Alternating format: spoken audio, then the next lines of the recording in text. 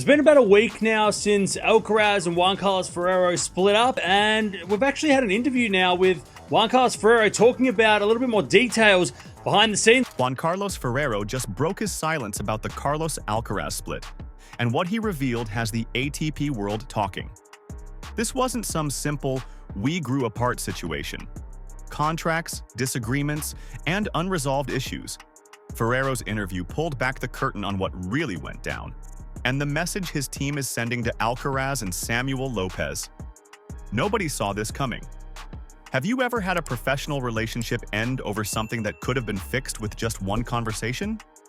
Drop a comment because this whole situation might have been avoided if two parties had just sat down and talked. I know everyone's still shook from the Carlos Alcaraz Juan Ferrero split, but was the writing on the wall? Now don't get me wrong, I was shocked when I saw the news. These two won 6 slams in 7 years, and Carlos just had his best ever season, plus Ferrero just won Coach of the Year. Neither man gave a specific reason as to why they split, but the most revealing line came from Juan's statement where he wrote, "I wish I could have continued." This could be interpreted as two things. One, Juan truly did 100% want to keep working with Carlos, but Carlos said no mas, or something else not Carlos Alcaraz kept Juan Carlos from remaining as head coach. First, I thought it was the latter, that Juan Carlos stepped away for personal reasons or to be with his family. His kids still are pretty young, so it's understandable that he want to be around them more. Plus, he and Carlos have a pretty close relationship. He literally called Carlos his 4th kid.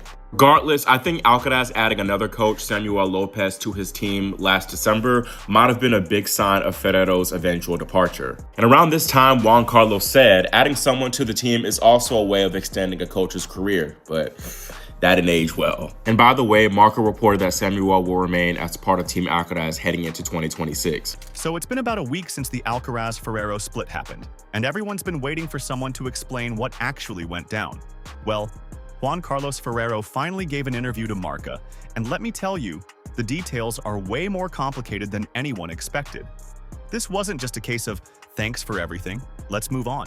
There were contract disputes, disagreements, and apparently a complete failure to communicate when it mattered most. This is what Juan Ferrero had to say in an interview with Marca over the last couple of hours. And when asked about what actually happened to stop working with Alcaraz, he said, well, let's see. Everything seemed to be going well. It's true that when a year ends, certain things need to be reviewed regarding contracts. And as with any new contract, looking ahead to the following year, there were certain things we disagreed on. As with all contracts, one side pulls in one direction and the other in another. Carlos's camp thinks about what's best for him, and mine thinks about what's best for me. There were certain issues on which both parties disagreed. Perhaps they could have been resolved if we had sat down to talk, but in the end we didn't, and we decided not to continue. That's really what happened. There are points I won't go into detail about, but we disagreed on them, and ultimately we went our separate ways. Let's start with the big question everyone wanted answered. What actually happened? Ferrero didn't dance around it. He said, well, let's see. Everything seemed to be going well. It's true that when a year ends, certain things need to be reviewed regarding contracts. And as with any new contract, looking ahead to the following year, there were certain things we disagreed on. So right off the bat, we're talking about contract issues. Money, terms, conditions, whatever it was, they couldn't see eye to eye. And here's where it gets interesting. Ferrero explained it like this. As with all contracts, one side pulls in one direction and the other in another. Carlos's camp thinks about what's best for him, and mine thinks about what's best for me. And then when he was asked about how on his statement on social media that he would have liked to continue, Juan Carlos replied, I think the year has been very good in terms of results, and the relationship between the two of us has been spectacular all year. We haven't had any arguments at any point. Samuel's arrival has brought a breath of fresh air to the team, allowing the relationship to last in the future. It's been a very good year, and when it ended in Turin, it's true that we all had the idea that we were going to continue. Then what happened, and we went our separate ways, but initially the idea was to continue, and that's why I told him in the statement. Well, yeah, that's how negotiations work. Everyone's looking out for their own interests. But what makes this situation so bizarre is that these disagreements happened right after Alcaraz had his best season ever, ended the year as world number 1, and everything looked perfect from the outside. They were on top of the world, and apparently behind the scenes, they couldn't agree on contract terms for the next year. Ferrero continued. There were certain issues on which both parties disagreed. Perhaps they could have been resolved if we had sat down to talk, but in the end, we didn't. and we decided not to continue. He's also asked about some of the rumors that were going around regarding the split and the financial side of things, and he said the financial aspect has been brought up, and I've shown from a very young age that it wasn't the most important thing for me. There's been talk that I asked for more, and it's true that they've always been very generous with a very high percentage for those early years when I was so involved with it, and I appreciate that. In the end, I've tried to make it clear that the financial issue wasn't one of the problems, nor was it one of the reasons I was in this project. Hold on, let me get this straight. They had disagreements that maybe could have been resolved if they had actually sat down and talked about them, but instead, they just decided to call it quits? That's like breaking up with someone over text because you couldn't be bothered to have an actual conversation about the problem. For a partnership that produced a world #1 ranking and multiple Grand Slams, you'd think they could spare an afternoon to hash things out. But apparently not. Ferrero admitted there are points he won't go into detail about, which of course just makes everyone more curious about what those points actually were. What could they have disagreed on so strongly that talking it out wasn't worth the effort? Was it money? Was it control? Was it about Samuel Lopez's role in the team? We're left guessing because Ferrero's keeping those cards close to his chest. Now, when Ferrero was asked about his statement on social media where he said he would have liked to continue working with Alcaraz, he gave some really interesting context. He said, "I think the year has been very good in terms of results, and the relationship between the two of us has been spectacular all year. We haven't had any arguments at any point." He was also asked about maybe there was something to do with the academy and not being compatible with Alcaraz, and he said, "I'd like to think not. Obviously, Carlos is just starting out in this world, and they want to build a strong academy, which is understandable. We've never seen this as a rivalry. We've tried to give Carlos maximum support, so he has every opportunity here to develop as a tennis player. I don't accept some of the things that have been said, that I prioritized him coming to Vilina and that he had to adapt to me. That's not the case. Over the last 2 years, we've gradually come to understand that, given the demands of the tour. Carlos wanted to spend more time at home, and it was up to us to make the effort. We offered the academy so he could train whenever necessary, but it was never an obligation. Never. And that's something I want to make clear." So let's recap. The results were amazing, the relationship was spectacular, they never argued, everything was great. But they're splitting up anyway over contract disagreements they couldn't be bothered to sit down and discuss. Makes total sense, right? It's like saying, "I love this car, it runs perfectly, never had a single problem with it, but I'm getting rid of it because we couldn't agree on the maintenance schedule."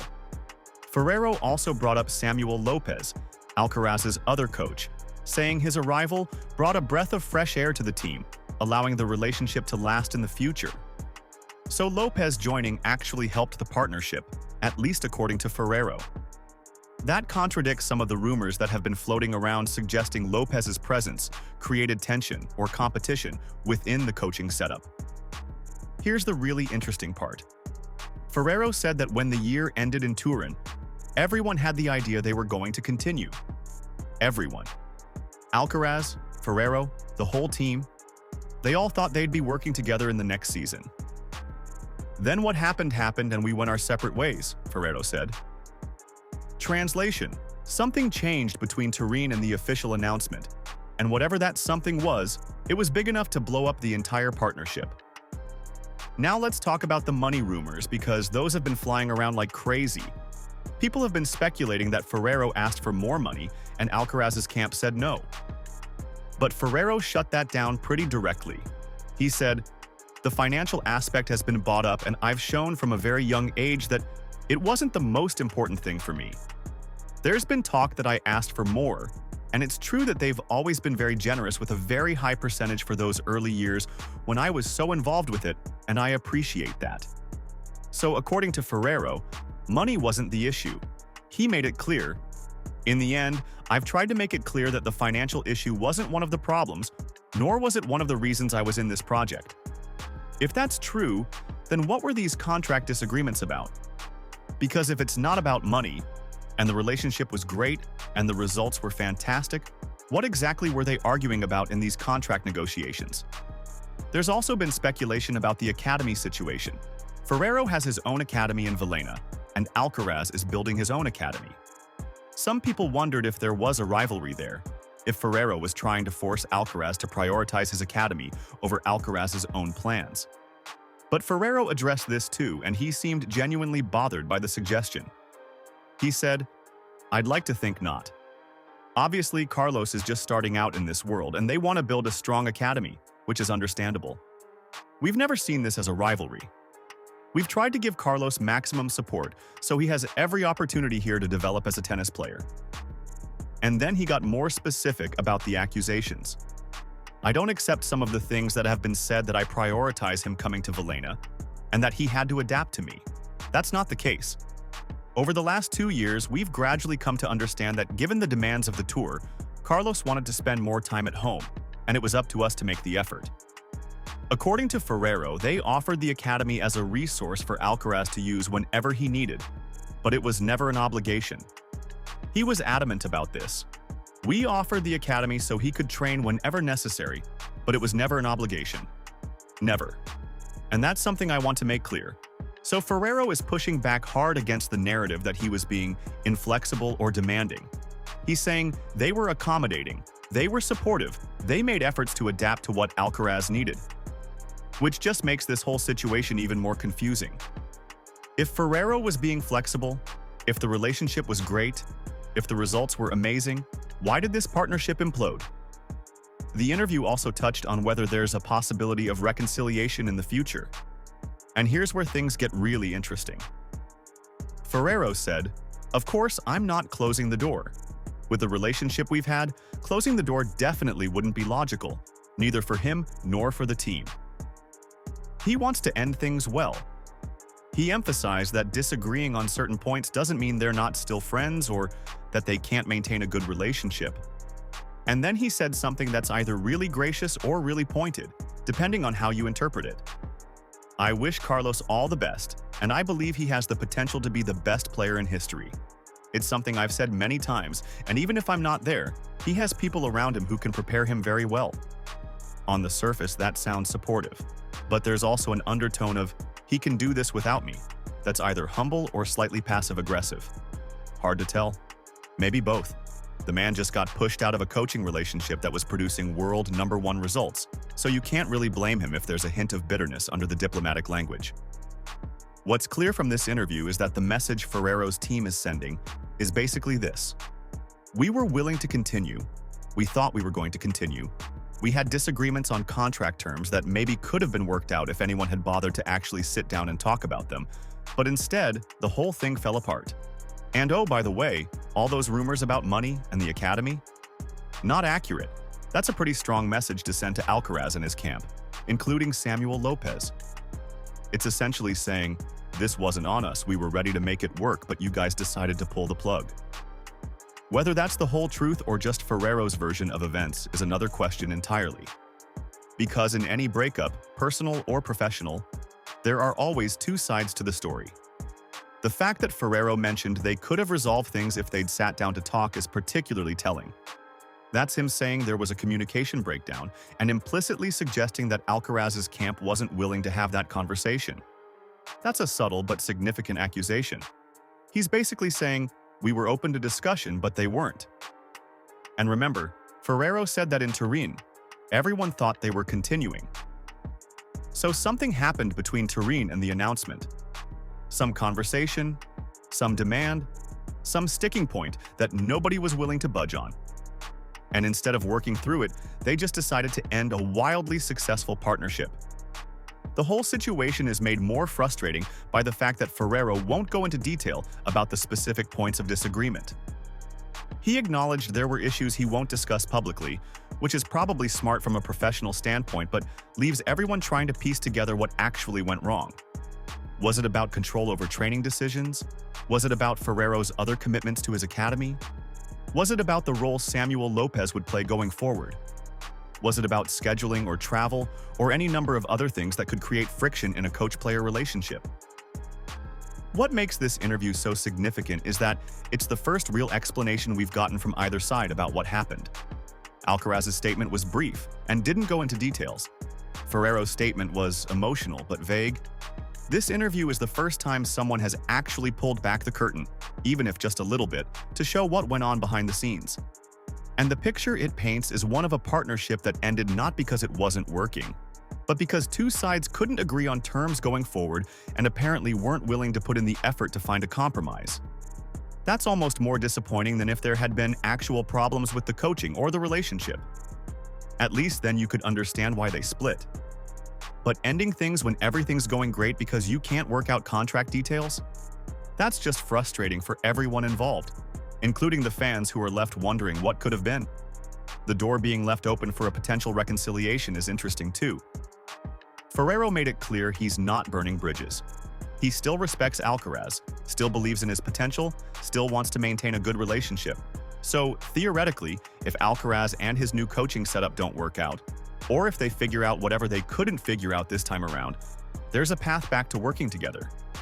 But that would require both sides to actually sit down and have the conversation they apparently weren't willing to have this time. It would require compromise, flexibility, and probably someone swallowing their pride. Whether that happens or not remains to be seen. Right now, they're going their separate ways, with Ferrero making it very clear through this interview that he was ready to continue, and the split wasn't because of any problems with the actual coaching or relationship. The message to Alcaraz and Samuel Lopez is pretty clear. We didn't fail, the partnership didn't fail, the communication failed, and that's a different kind of failure altogether, one that arguably could have been avoided if people had just been willing to talk. Juan Carlos Ferrero's interview reveals a split that maybe didn't need to happen. A world-class partnership ended over contract disputes they never properly discussed. Whether they'll reunite or if this is truly the end remains to be seen. But one thing's certain, this story is far from over. Smash that like button and subscribe for all the latest tennis drama and analysis you can't find anywhere else.